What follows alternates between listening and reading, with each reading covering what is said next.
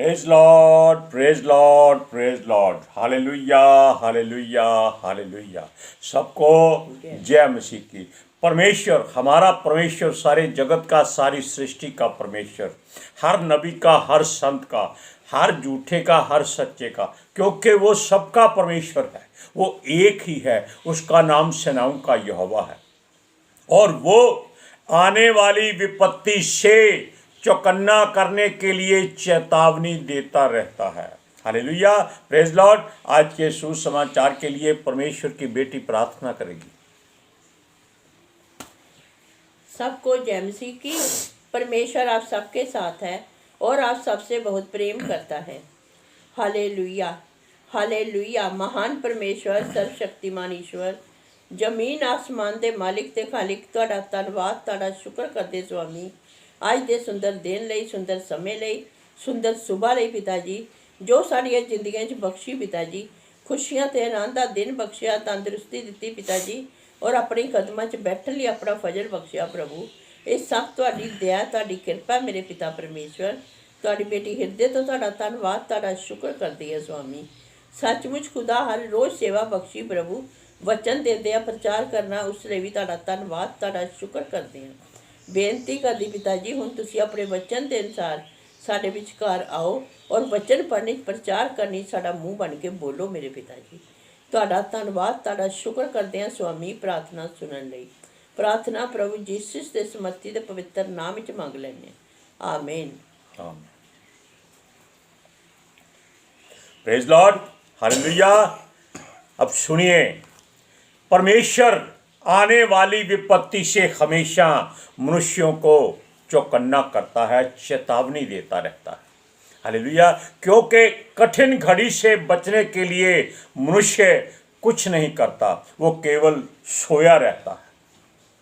वो कहता है जो होगा होने दो, जो होता है होता रहे। लेकिन जब सर पर लाठी पड़ती है तब उसकी घिघी बन जाती है और वो हाथ जोड़कर मिन्नतें करके, फरियाद करके, रिक्वेस्ट करके सारे देवताओं, सारे ईश्वरों और प्रधानों, फरीसियों, शास्त्रियों सबके आगे पीछे दौड़ता फिरता है। क्यों होता है ऐसा? केवल लापरवाही की वजह से, चेतावनी पर ध्यान ना देने की वजह से। अगर सरकार बोलती है कि उनके मुताबिक, उनकी साइंस के मुताबिक भूचाल और भूकंप आ रहे हैं या आने वाले हैं, सावधान हो जाओ, तो लोग क्या करते हैं? वो कहते हैं मदिरा पियो और मस्त हो जाओ। ऐसा ही होता है। खा पी लो, जो पहनना है पहन लो, जो लूटना है लूट लो, कर्जा ले लो, मर जाना है, क्योंकि सरकार ने कहा है कि भूकंप आने वाला है। और ये नहीं जानते कि ये जो बातें हैं ये यीशु मसीह पहले ही बता चुके हैं। हर बात उसके मुंह से निकल चुकी है कि ये बातें होंगी, हो रही हैं और होने वाली हैं। और परमेश्वर अपने आत्मा के द्वारा मनुष्यों की तरह भी कई बार बोलकर या दर्शन देकर या स्वप्न में या चेतावनी में या किसी के मुख से या किसी भी रूप में अपनी बातें अपने विश्वास करने वालों की रक्षा के लिए बताते रहते हैं। Hallelujah, praise Lord. और इस बात पर आप कभी ध्यान नहीं देते।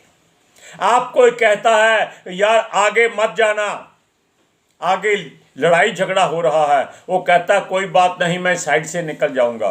जबकि वहां पर क्या होता है, ईंट चलती है वो साइड की तरफ ही आकर लगती है। तब उसका मुंह ऐसे सूजा होता है, वापस आता है यार गलती होगी, कहना नहीं माना, क्या फायदा? यानी कि जूते खा के माफी मांगने का क्या फायदा? बचपन में एक कहानी पढ़ते थे, किसी ने किसी के प्याज चुरा लिए, उसको सजा मिली, या तो 100 प्याज खा लो या 100 डंडे खा लो या 100 रुपया दे दो। तब 100 रुपये की अहमियत आज के 10 लाख से भी ज़्यादा है। उसने कहा 100 प्याज खाऊंगा, केवल 10 प्याज खाए, बोला मुझे नहीं खाने, मुझसे नहीं खाए जाते, मेरा मुंह सारा छिल गया है, अब डंडे मार लो। अभी 5 डंडे पड़े थे, वो बोला नहीं मैं तो पैसे देने के लिए तैयार हूं। देखो, पैसे भी दिए, डंडे भी खाए, गंडे भी खाए। हालेलुया। ये लोग इस तरह के लोग हैं। हालेलुया। ये बातें हर समय अपने मतलब की, अपने रूह की, अपनी ज़रूरत की और अपने फ़ायदे की करते हैं। ये एक दूसरे का कभी नहीं सोचते। ये कभी किसी को बताने की कोशिश नहीं करते कि भाई संभल जाओ, मुश्किल आने वाली है, मुसीबत आने वाली है। ये कहते हैं दान करो, कपड़े, सोना, चांदी, पैसा सब दान कर दो। क्यों? मुश्किल आने वाली है, बच जाओगे। ऐसे लोग संसार में आपको हर कोने में, हर जगह, हर देश में, हर मजहब, हर धर्म में मिल जाएंगे, हर जाति में, हर कौम में मिल जाएंगे, जो यही कहेंगे मुश्किल आने वाली है, ज़्यादा से ज़्यादा दान कर लो। क्यों? जितने पाप किए हैं उनको आप धो लो। किस बात से? पैसा दे करके। सुनिए, परमेश्वर के दास और यीशु मसीह के प्रेरित पौलुस जब उसे किसी नगर में जो रोम के अधीन था, मंदिर में था, और यहूदियों और इजरायलियों ने, यानी कि वहां वो प्रचार कर रहा था, उस पर दोष लगा दिया कि ये मनुष्य यूनानी लोगों के साथ हमारे मंदिर में आया है। यानी कि ऐसे लोग भी होते हैं। वो कहते हैं यूनानी को हमारे मंदिर में आने की इजाज़त नहीं थी, ये उनको लेकर के आया है, क्योंकि पौलुस के साथ उसके दोस्त कुछ यूनानी थे और पौलुस रोम का रहने वाला था। और ये कहते हैं इन्होंने हमारे मंदिर को अशुद्ध कर दिया है। भाई, पत्थर कैसे अशुद्ध हो सकते हैं? इन्होंने अपने धर्म की बातें कही हैं। ये नया कोई ऐसा व्याख्यान देते हैं जो हमको हमारे सिद्धांतों से, पूर्व या रूढ़िवादी बातों से अलग करता है। यह मनुष्य अपनी व्यवस्था के बारे में बातें करता है और उनके धर्म की व्यवस्था के विरोध में बातें करता है। आप जानते हैं, वचन में यीशु मसीह ने भी पहले कह दिया था कि जो प्रभु परमेश्वर पर भरोसा और यीशु पर विश्वास करेगा उसे ताड़ना सहनी पड़ेगी। बिना वजह झूठे इल्जाम लगाए जाएंगे, मारा पीटा जाएगा और उनको राजाओं के सामने भी, यानी कि आजकल कानून के सामने भी खड़ा किया जाता है कि ये लोग धर्म बदली करते हैं, ये लोगों को पैसा देते हैं। भाई, किसके पास फालतू पैसा है जो किसी को देंगे? यानी कि वो अपना धर्म को बनाकर पैसा देकर के उसको फायदा क्या होगा? फायदा तो लोग केवल पैसा इकट्ठा करने के लिए लेते हैं और ये लोग इल्ज़ाम लगाते हैं कि मसीह लोग पैसा देते हैं। ये कैसी कुछ बात समझ में नहीं, बात हजम नहीं हुई। फिर कहेंगे हाजमोला सर। हालेलुया। अब देखिए, प्रभु यीशु मसीह ने कहा कि इनको बहुत बुरी तरह से दुखी होना पड़ेगा। यही बात पौलुस के साथ भी हो रही थी, क्योंकि कभी वो भी यहूदियों इजरायलियों की पकड़ में आया हुआ था और उनको जेल खानों में बंद किया था, क्योंकि पौलुस भी कभी यहूदियों और इजरायलियों को मारता पीटता था। आज वही बात उसके साथ हो रही थी। हालेलुया। वो उसको भी राजा के सामने गवाही देने के लिए प्रताड़ित किया जा रहा था। आप वचनों को पढ़िए, प्रेरितों की पुस्तक 21वां अध्याय उसकी 27 से 29वीं आयत तक। जब वह 7 दिन पूरे होने पर थे तो आसिया के यहूदियों ने पौलुस को मंदिर में देखकर सब लोगों को उकसाया और भी चिल्लाकर उसको पकड़ लिया। हे इस्राएलियों, सहायता करो। क्या वही मनुष्य है जो लोगों के व्यवस्था के और इस स्थान के विरोध में सब अन्य जातियों को सिखाता है, जहाँ तक कि यूनानियों को भी मंदिर में लाकर उनसे इस पवित्र स्थान को अपवित्र किया है। उन्होंने इससे पहले इफिसुस न्यायी इफिसुस को उसके साथ नगर में देखा था और समझे थे कि पौलुस उसे मंदिर में ले आया है। यानी कि उन्होंने झूठे इल्जाम लगा दिए कि ये मनुष्य उनकी व्यवस्था को बिगाड़ रहा है। आज भी आप देख लीजिए, ऐसा ही होता है। आप किसी भी धार्मिक स्थान में यीशु मसीह का प्रचार नहीं कर सकते। हाँ, अगर वो कर दें तो वो इसको बढ़ा चढ़ाकर या उल्टा सीधा बोलकर प्रचार कर देते हैं। अंत में कह देते हैं यीशु मसीह एक मनुष्य था। लेकिन परमेश्वर ने यीशु मसीह के द्वारा पौलुस को इसीलिए चुना था कि वो अपना जीवन बचाए और दूसरों का जीवन भी बचाए। आप कहेंगे परमेश्वर खुद नहीं कर सकता, तो अगर खुद कर सकता है तो उसने ये संसार बनाया क्यों है? वो उसने मनुष्य को दिया ही क्यों है? इसीलिए क्योंकि वो मनुष्य के साथ खेलता है। हालेलुया। उनके साथ अपना मनोरंजन करता है, युद्ध कराता है, लड़ाइयाँ कराता है, फिर जीवन देता है, हर तरह की सुख सुविधा देता है, फिर उनको उतारना देता है। वो ऐसे जीवन के चक्कर को चलाता है ताकि मनुष्य बिजी रहे। हालेलुया। अब सुनिए, जब पौलुस भी लोगों को प्रताड़ित करने के लिए घर से निकला था तो यीशु मसीह ने उसको रास्ते में रोक दिया था। ये तब की बात जब पौलुस मसीहत में नहीं था।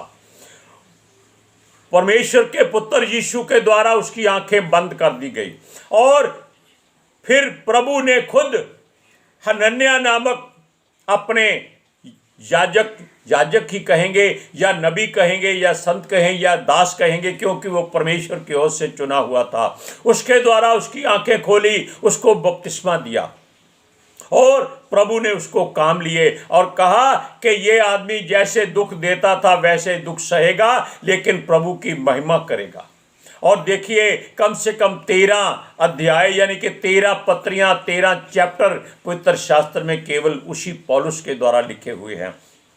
अब देखिए, वो कहता है ये परमेश्वर के राज्य का सुसमाचार लोगों को सुनाएगा और सुनाता रहेगा। वो अपनी मर्जी और इच्छा से प्रभु में नहीं आया था, बल्कि प्रभु उसको लेकर आया था। हमको भी परमेश्वर ने अपने पुत्र यीशु मसीह के दास JN बाजवा के द्वारा और उस मनुष्य की हाजिरी में जो आज भी देवताओं को मानता है, चुना था। हम पीछे नहीं हटे, हमने प्रभु का कहना माना और 18 साल के बाद परमेश्वर के पुत्र यीशु मसीह ने हमको इन वचनों के पढ़ने का अवसर दिया, बोलने का अवसर दिया। बहुत ताड़ना सही, लेकिन हम घबराए नहीं। बेशक हमने मरने की कोशिश की थी, लेकिन परमेश्वर कहता है तुम नहीं मर सकते, क्योंकि तुमको चुन लिया है। हालेलुया। अब देखिए, ये परमेश्वर की ओर से हुआ जब उसकी आंखें बंद थी और वो बंद आंखों से अपने सहायकों के द्वारा चलता हुआ हनन्याह के घर पहुंचा था। वो मसीह की व्यवस्था पर चलता रहा। इन वचन को भी आप पढ़ देखिए, प्रेरितों की पुस्तक 22वां अध्याय उसकी 12 से 16 आयत तक कि इसके साथ क्या हुआ था। जब हनन्याह नामक व्यवस्था के अनुसार एक भक्त मनुष्य जो वहाँ रहने वाले सब यहूदियों में सुनाम था, मेरे पास आया और खड़े होकर मुझसे कहा, हे भाई शाऊल, फिर देखने लग। उसी घड़ी मेरे नेत्र खुल गए और मैंने उसे देखा। तब उससे कहा, हमारे बाप दादों के परमेश्वर ने तुझे इसलिए ठहराया है कि तू उसकी इच्छा को जाने और उस धर्मी को देखे और उसके मुंह से बातें सुने, क्योंकि तू उसकी ओर से सब मनुष्यों के सामने उन बातों का गवाह होगा जो तूने देखी और सुनी है। यानी कि हनन्याह के द्वारा पौलुस का बपतिस्मा हुआ था और परमेश्वर के हुक्म से हनन्याह ने उस पर हाथ रखकर दुआ की थी। और ऐसा ही होता है, जब परमेश्वर किसी को चुन लेता है तो उसके ऊपर अपने किसी दास संत नबी के द्वारा आशीष बरसाता है। हालेलुया। अब उसको ताड़ना से गुजरना था, शायद बहुत बहुत बुरी तरह से प्रताड़ित होना था। हालेलुया। उसने बताया कि प्रभु ने उसे दर्शन में बताया कि वो वहां से तुरंत हट जाए, यानी कि जहां भी पौलुस था प्रभु ने उसे चेतावनी दी कि यहाँ से निकल जा। क्यों? ये लोग तेरी सुनेंगे नहीं और तुझे मारने की कोशिश करेंगे। वैसे प्रभु बचाता है, मरने नहीं देता, लेकिन वो पहले चेतावनी देता है कि इस जगह से हट जाओ, भूचाल आ रहा है, घरों से बाहर निकल जाओ। लोग दौड़ते हैं और खुली जगह पर जाकर अपना बचाव करते हैं। लेकिन कई बार ऐसा होता है कि जहां लोग इकट्ठे होते हैं वही धरती फट जाती है, सारे उसमें समा जाते हैं। परमेश्वर की मर्जी है क्या करना है, कहाँ करना है, कब करना है, कैसे करना है और किसके साथ ये सब कुछ करना है, ये केवल उसकी युक्ति और इच्छा होती है। उसको कोई नहीं जान सकता। अब देखिए, क्योंकि लोग उस पर विश्वास नहीं करेंगे, ये यीशु मसीह ने पौलुस से कहा था, वो कहीं पर प्रचार कर रहा था। अब सुनिए, अच्छे और बुरे लोग पहचान में नहीं आते, लेकिन प्रभु परमेश्वर ही इनकी पहचान कर सकता है। खास बात हम बताते हैं, जब परमेश्वर की या प्रभु की यीशु मसीह की आत्मिक हजूरी होती है तब कोई भी अपने पांव पर खड़ा नहीं हो सकता। तब सब लोग उसकी जो सुन रहे थे और पौलुस ने उनको बताया कि प्रभु की हजूरी में खड़े हो जाओ। उसने अपनी बात भी तब बताई कि जब वो प्रभु यीशु की हजूरी में यानी कि उसके दायरे में आ गया था, जब वो लोगों को पकड़ने जा रहा था, तब वो भी ऐसे ही बेसुध हो गया था। क्यों हो गया था? क्योंकि परमेश्वर की हजूरी इतनी सख्त होती है, इतनी जानदार होती है कि कोई उसमें खड़ा नहीं हो सकता, चाहे कितना बड़ा संत नबी विश्वासी क्यों ना हो, कितना ज्ञानवान क्यों ना हो। ये सुलेमान के राज्य में भी हुआ था। जब सुलेमान अपने लोगों को आशीर्वाद देने के लिए परमेश्वर की वेदी के सामने खड़ा हुआ, तब परमेश्वर की हुजूरी हुई और सारे के सारे लोग गिर गए।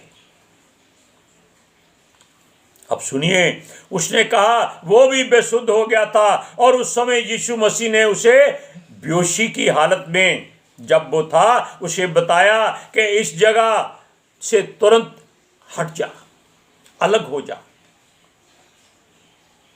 ये ऐसी बात परमेश्वर किसी किसी के साथ करता है, हर एक के साथ नहीं करता। हमको भी एक बार घाटा होने वाला था, किसी मुसीबत में फंसना था। उसने परमेश्वर के दास एक छोटे से सेवक को भेजा कि चोपड़ा जल्दी से प्रार्थना में लग जा, तेरे ऊपर मुश्किल आने वाली है। हम भी डर गए। हमने कम से कम 2 महीने लगातार घुटनों पर बैठकर प्रार्थना की, लेकिन फिर भी कोई ना कोई गलती ऐसी हो गई कि हमको लाखों का नुकसान हो गया। लेकिन प्रभु ने वो नुकसान भर दिया। लेकिन हमको अकल आ गई कि आगे से संसारिक लोगों पर विश्वास नहीं करना, प्रभु के लोगों पर विश्वास करना है और प्रभु के वचनों पर भरोसा करना है। हालेलुया। सुनिए, उस नगर के लोग उसकी नहीं सुनेंगे, ये यीशु मसीह ने पौलुस से कह दिया, और पौलुस की गवाही नहीं मानेंगे। तब वो यरूशलेम में ही था जब यह दर्शन पौलुस को मिला कि उसको बचाना जरूरी है। प्रभु की उससे बातचीत हुई। उसने प्रभु यीशु मसीह के आत्मा के द्वारा संदेशा पाया, क्योंकि उसका शरीर बेहोशी की हालत में हो चुका था। परमेश्वर के सामने खड़ा रहना बहुत मुश्किल है। हालेलुया। उसने भी यहूदियों को बांध बांध कर ताड़ना दी थी। कभी उसको याद आ रहा था, मरवा देता था लोगों को, जेलों में डलवा देता था। उसने अपने सारे पाप, अपराध और जो भी गुनाह किए थे परमेश्वर के पुत्र यीशु मसीह के जीवन के लिए छोड़ दिए। हालेलुया। यह सब तो वो बेहोशी की हालत में उस दर्शन में बता रहा था कि प्रभु उसे चेतावनी दे रहा है, वो वहां से जल्दी से हट जाए, उसे जीवित रखा जाएगा। सब जातियों और लोगों में, यानी कि चाहे वो गैर जातियां हों या कोई भी हो, मनुष्यों में जा जाकर उसका प्रचार करना है, उसके राज्य का सुसमाचार देना है। और जो लोग आज परमेश्वर के दास ऐसा करते हैं वो परमेश्वर की चेतावनी पर करते हैं। हालेलुया। तब मसीह को उसने याद किया। आप जानते हैं स्तिफनुस को भी लोगों ने पत्थरवाह करके मार दिया था, झूठा इल्जाम लगा लगा कर। पत्थरवाह से मृत्यु जो होती है बहुत दुख दर्द वाली होती है। पता नहीं पत्थर किस तरफ से आएगा, आपके सर में, आंखों में, मुंह में, शरीर में, किसी भी हिस्से में, बड़ा हो छोटा हो आकर लगेगा। आपको कोई सहूलत नहीं मिलती, कोई छुटकारा नहीं मिलता। केवल वो परमेश्वर से दुआ करता है मनुष्य कि प्रभु मेरी आत्मा को निकाल दे, और सह नहीं सकता, लेकिन इनको क्षमा कर दे। हालेलुया। अब देखिए, ये ताड़नाएं मनुष्य को परमेश्वर की ओर से लोगों के द्वारा दी जाती है, इसलिए परखा जाता है, इसको बोलते हैं। और अपने लोगों को परमेश्वर फिर भी बचा लेता है, क्योंकि वो अगर मनुष्य मर जाता है संसारी तरीके से, वो उसके आत्मा को आत्मिक जीवन दे देता है। और कई बार वो शरीर समेत बचा लेता है, जैसे एलिया को बचाया था, हनोक को बचाया था। हालेलुया। अब वचन को पढ़कर देखिए, प्रेरितों की पुस्तक 22वां अध्याय उसकी 17 से 21वें आयत तक। जब मैं फिर यरूशलेम में आकर मंदिर में प्रार्थना कर रहा था तो बेसुध हो गया और उसको देखा कि वह मुझसे कहता है, जल्दी करके यरूशलेम से जट निकल जा, क्योंकि वह मेरे विषय में तेरी गवाही ना मानेंगे। मैंने कहा, हे प्रभु, वह तो आप जानते हैं कि मैं तुझसे विश्वास करने वालों को बंदी गृह में डालता और जगह जगह आराधनालय में पिटवाता था। अब जब मेरे गवाह स्तिफनुस का लहू बहाया जा रहा था, तब मैं भी वहाँ खड़ा था और इस बात में सहमत था और उसके घातकों के कपड़ों की रखवाली करता था। और उसने मुझसे कहा, चला जा, क्योंकि मैं तुझे अन्य जातियों के पास दूर दूर भेजूंगा। परमेश्वर इस तरह अपने बच्चों को, अपने चाहने वालों को और अब उस पर विश्वास करने वालों को सुरक्षित करता है। हालेलुया। अगर आप परमेश्वर पर विश्वास करते हैं, भरोसा करते हैं, आप जान लीजिएगा कि आपको कभी ना कभी परमेश्वर किसी किसी रूप में भी आपको तब हटा लेगा जब आप पर बड़ी से बड़ी मुश्किल आने वाली होगी। हालेलुया। आज के सुसमाचार के लिए परमेश्वर की बेटी प्रार्थना करेगी। Hallelujah. Thank you Jesus, thank you Lord, thank you पिता आत्मा जी। ਤੁਹਾਡਾ ਧੰਨਵਾਦ, ਤੁਹਾਡਾ ਸ਼ੁਕਰ ਕਰਦੇ ਸੁਆਮੀ, ਸਾਡੇ ਵਿਚਕਾਰ ਆਉਣ ਲਈ, ਵਚਨ ਪੜ੍ਹਨੀ, ਪ੍ਰਚਾਰ ਕਰਨੀ, ਸਾਡਾ ਮੂੰਹ ਬਣ ਕੇ ਬੋਲਣ ਲਈ ਪਿਤਾ ਜੀ, ਤੁਹਾਡੀ ਬੇਟੀ ਹਿਰਦੇ ਤੋਂ ਤੁਹਾਡਾ ਧੰਨਵਾਦ, ਤੁਹਾਡਾ ਸ਼ੁਕਰ ਕਰਦੀ ਸੁਆਮੀ। ਸੱਚਮੁੱਚ ਖੁਦਾ, ਤੁਹਾਡਾ ਦਿੱਤਾ ਵਚਨ ਤੁਹਾਡੀ ਇੱਛਾ ਦੇ ਮੁਤਾਬਿਕ ਮੇਰੇ ਪਿਤਾ ਪਰਮੇਸ਼ਵਰ ਦੁਨੀਆ ਦੀ छोर तक पहुँचे और लोग सुनन और सच्चाई नूं जानन और सच्चाई उन्होंने आज़ाद करे। पिता जी, मैं तुहाडा धन्नवाद, तुहाडा शुक्र करदी हां स्वामी, और तुहाडे बच्चे हमेशा तुहाडी शांति और तुहाडे अनुग्रह विच बने रहे। आमीन। आमीन। हालेलुया। Praise Lord. सबको जय जय मसीह की।